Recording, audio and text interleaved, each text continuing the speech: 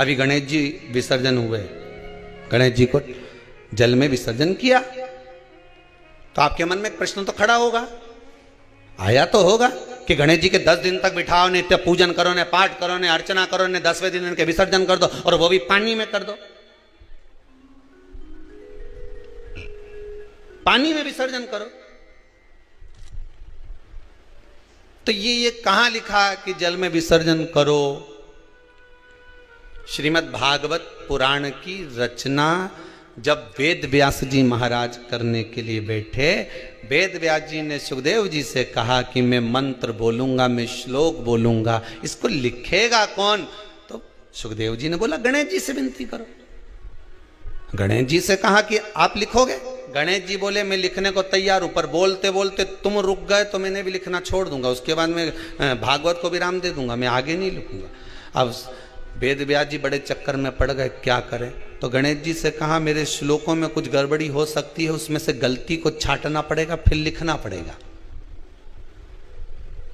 कितना सुंदर संबोधन श्री वेद व्यास जी ने कहा कि मैं जो श्लोक बोलूंगा आपको लिखने के लिए है, उसमें मैं कुछ गलती करूंगा, उस गलती को छांटना है, तब श्लोक लिखना है।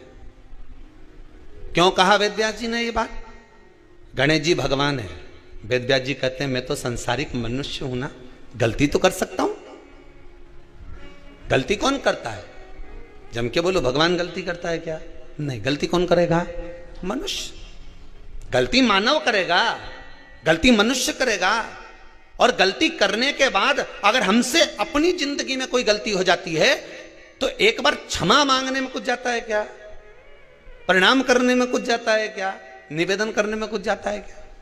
नहीं। गलती हो गई मुझसे, तो गणेश जी आप गलती को छांटना, लिखना। गणेश जी महाराज लिखने बैठ गए, लिखते लिखते लिखते लिखते 10 दिन हो गए गणेश जी महाराज को। शरीर में ताप पड़ने लगा गणेश जी महाराज के।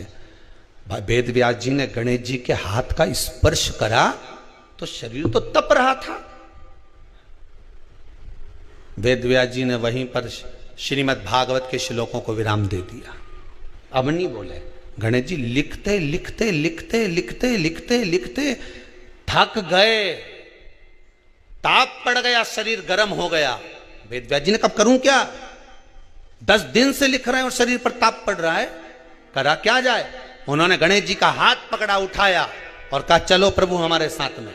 वेद व्यास जी गणेश जी को ले गए और ले जाकर शीतल जल में श्री गणेश जी महाराज को बिठा दिया।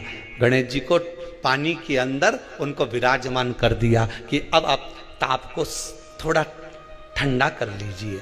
शीतल जल में बिठाया। उस दिन से नियम हो गया कि 10 दिन गणेश जी बैठते हैं और फिर उनका विसर्जन होता है पानी के अंदर, जल के अंदर, शरीर का ताप मिट जाए।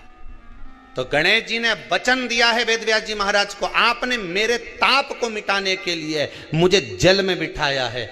जो मुझे जल में विसर्जन करेगा मेरा ताप तो मिटेगा ही, साथ में जो मुझे जल में विसर्जन करेगा उसके जीवन के भी ताप को मैं मिटा दूंगा, उसके जीवन के ताप को मैं मिटा दूंगा। ताप मिटा दिया।